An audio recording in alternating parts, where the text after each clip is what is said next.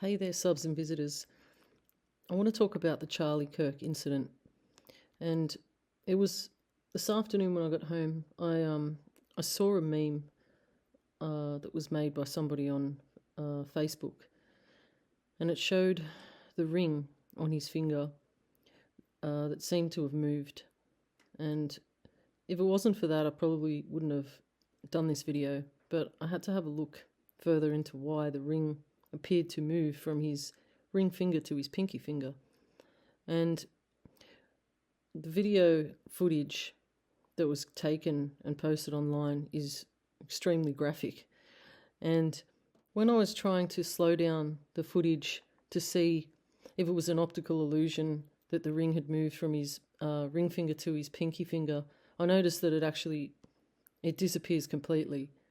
And when I slowed the footage down, it is grainy, so I don't know how well it's going to post on here, but it appears that his ring falls off his finger, and I don't know how that's possible, due to the way his hand is still kind of gripping the microphone. But I also noticed that when he's speaking, he lowers his hand down into the palm of his other hand. So the ring on his hand goes down into his hand, and that's when it appears that he's shot. And upon seeing this, I immediately thought of bullet hit squibs or blood squibs, and I started to look into devices that could be used remotely to activate these squibs. And, we do have smart rings. And so I did a little bit of research, and this is what I found. So as we know, a squib is a small pyrotechnic charge used to simulate a bullet impact, either on an actor's body, clothing, or surrounding objects. And traditionally, they're wired and triggered by special effects technicians off camera. But today, many productions use remote-controlled squibs that can be activated either by the effects crew, which is most common, and triggered from a safe distance, or by the actor, which is less common but possible. So the actor will use a concealed switch or pressure pad or a wireless remote trigger hidden in the hand or under clothing or in a prop. And the other option, which is actor controlled, is usually done only when timing is critical. And you see, on a movie set, obviously the special effects team would handle this, but in a public setting as such, this event occurred, you would need to have a different type of setup. And so, for example, if the actor needs the squib to fire exactly as they react without waiting for a cue from the special effects team, they could use a handheld remote device. So in principle, a ring could be rigged to act as a trigger for a squib, but it would have to be designed by a licensed special effects technician to make sure it's safe and reliable. But it could work in practice as a wireless remote ring, and the ring could conceal a small wireless transmitter, similar to what's used in stage magic or covert props. And when the actor presses or twists part of the ring, it sends a signal to the receiver connected to the squib's firing system.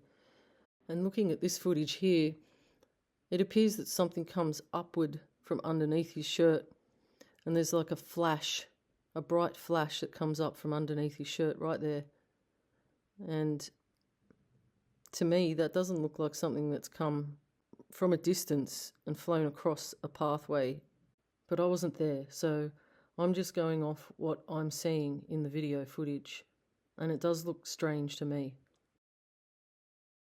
And in this footage, you can see a black mark on his shirt and a line that sort of looks like there's something concealed underneath his shirt. And this mark moves. And as his hand comes down and rests in the palm of his other hand, it's instant. As soon as the weapon is discharged and you hear the gun go off, that's when he reacts. So the black speck is there, then it moves to the middle of his shirt, and then it disappears completely. And now we can watch it in reverse. So yeah, there it is. Now it's gone. So it seems to appear on his neck. And there it is in the middle, on the side.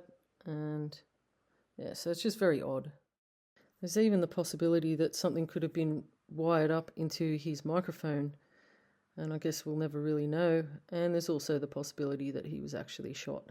But it's just some of the things that I noticed while looking at the footage.